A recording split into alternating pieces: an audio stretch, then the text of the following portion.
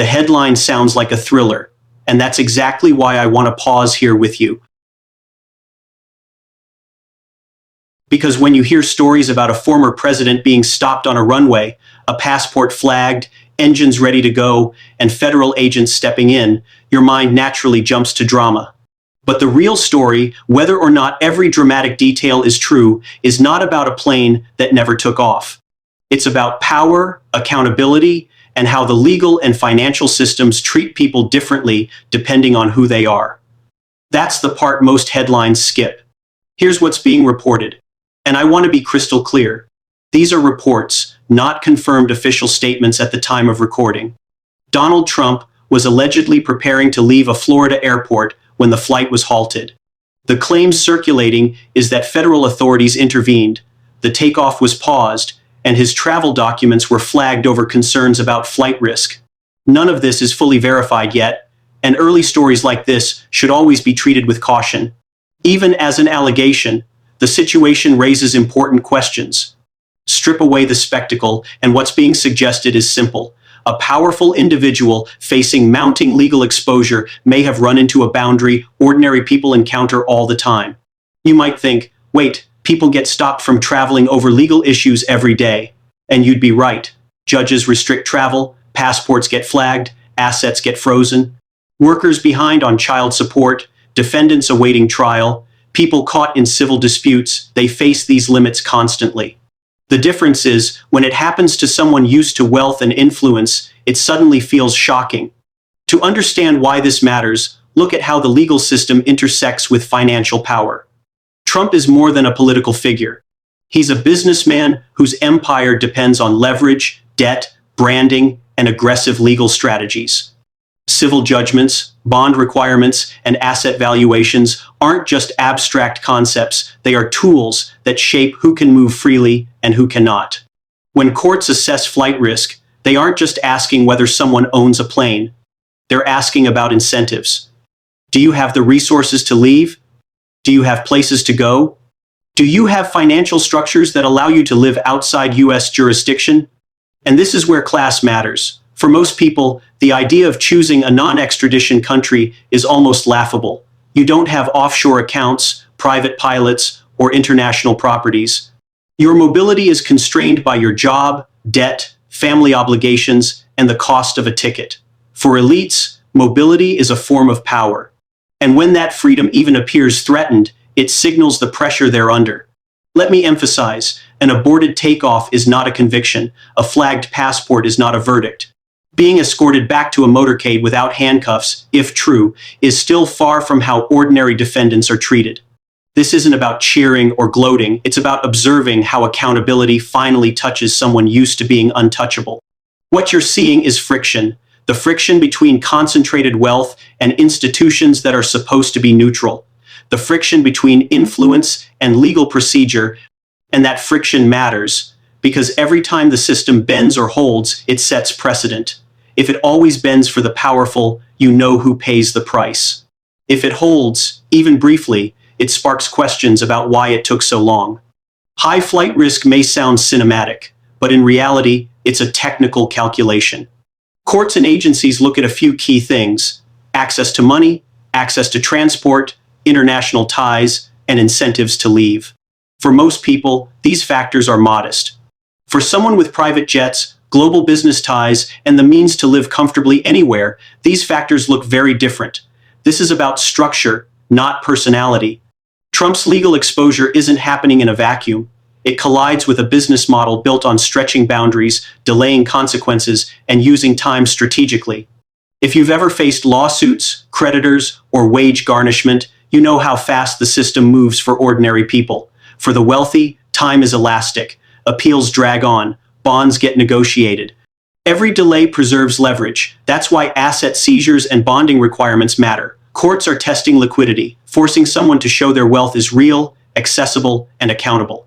Travel comes up because mobility is one of the last freedoms money almost always guarantees. Restrict it, even temporarily, and it signals the legal system is no longer treating someone as untouchable. And for most viewers, that feels unusual because it rarely happens at this level.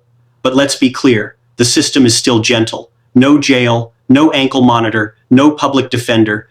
Just a pause, a conversation, a return to the motorcade. That contrast shows the gap between symbolic accountability and real accountability. There's also a political economy angle. Agencies like the FAA, DOJ, and courts operate under scrutiny when dealing with politically powerful individuals. Every action is watched. Every hesitation becomes a story. That pressure doesn't exist for ordinary defendants, and that's why stories like this spread so quickly. People sense a shift, not full justice, but privilege meeting resistance. Even if some claims fall apart, that tension is real.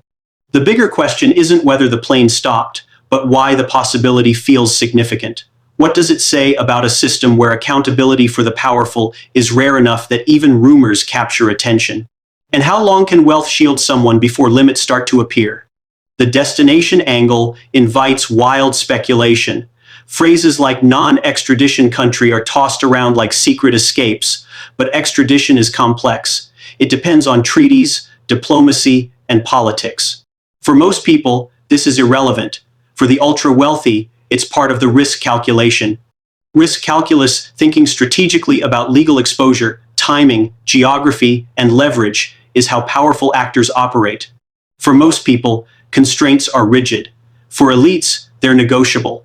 That's why hints of restricted movement at this level feel destabilizing. It interrupts a lifetime of optionality. Institutions like the FAA act through rules, filings, and procedure, not secret levers. The DOJ works via motions and court orders, not theatrics. That distinction is critical. Alleged does not equal proven, but it also does not equal imagined. Responsible analysis lives in that middle space, acknowledging uncertainty while examining what this scenario reveals about power. Even rumors of travel restrictions have economic effects. Bond markets shift, business partners hesitate, insurers reassess risk, lenders tighten terms. For someone whose brand is tied to confidence, perception is structural. The phrase, "the walls are closing in," resonates because it signals a shift from endless optionality to finite options. Control becomes exposure.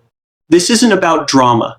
It's about whether financial, legal, and mobility systems apply differently depending on status. Ordinary people face rules immediately. Wealthy elites negotiate, delay, or spin them. Recognizing this asymmetry is the first step to understanding why accountability at the top feels rare. Whether this moment becomes a footnote or turning point, it already matters. It sparks discussion about flight risk, asset enforcement, and legal equality alongside wealth and power. Because the real question is uncomfortable. Do rules apply only when convenient, or always? Future developments will reveal patterns about the system as much as any individual. Systems reveal themselves under strain. When incentives clash, deadlines tighten, and privileges that once felt automatic require justification. Whether every report holds up or not, the dynamics are familiar to anyone who has faced power. What you're watching isn't just a legal process, it's a stress test. A test of whether institutions designed to protect property and stability can also limit those who benefit most from them. A test of whether mobility, a quiet superpower of wealth, is universal or finally constrained. Don't think in heroes or villains, focus on precedent, enforcement, and friction. Outcomes here shape trust in courts, markets, and democracy itself. This connects to your life.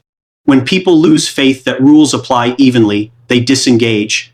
They stop believing effort pays, contracts are fair, or institutions are reliable. That erosion happens in moments like this, through patterns that either repeat or break. Watch closely, not for spectacle, not for rumor, but for structure. Notice what's enforced, what's delayed, who is inconvenienced, who is protected.